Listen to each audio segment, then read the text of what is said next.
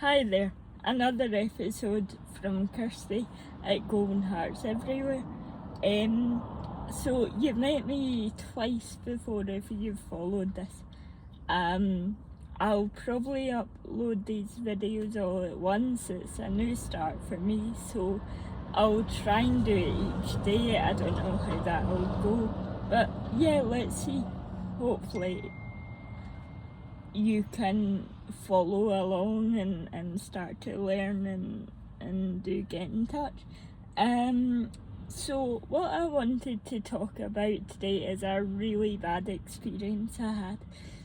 I don't know how to do emojis on the screen yet or anything like that, so just do bear with me. So as you hopefully know, I've got cerebral palsy, mixed cerebral palsy. It was ataxia, but then they said mixed, so we don't know. And as I say, I wanted to share a bad experience I had, which is a reason why I started this. I went to a mainstream school and the teachers were amazing, absolutely incredible, each one of them an inspiration. I was so lucky. Helpers on the other hand were good, but I don't believe, based on their reactions and actions, I don't believe that they had enough knowledge of my condition to fully help me and fully support and fully just be there as a helper should. I'm not complaining, I think they were all wonderful people, hence Golden Hearts Everywhere. And that's why I'm sharing this message, because if we have golden hearts and we have better knowledge, then we've got golden action, which is hopefully where we're aiming for. So anyway, this experience I had happened in about second year 2 of high school in Scotland. So around about 13, 14. Now, I was doing PE, physical education, and I needed help to change because my hands aren't so good and I can't do my buttons for my shirt. So my helper was in the rather unpleasant these days position of having to help someone change. Obviously that's quite tricky these days, they can be accused of anything. It is tricky. But this helper specifically, for some reason, believed that the best way of stopping this from happening was to tell me to lie to the PE teacher and get out of PE.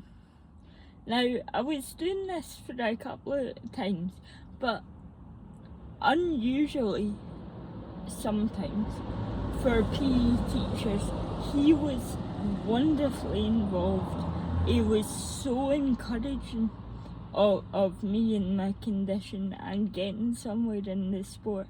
It was heartbreaking for me to lie every week for this assistant.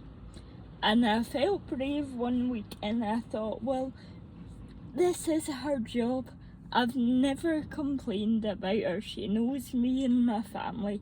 She understands, I think, that nothing like that would be raised because, I understood it was a hard job and I wasn't gonna accuse her of anything. I thought she was a nice woman.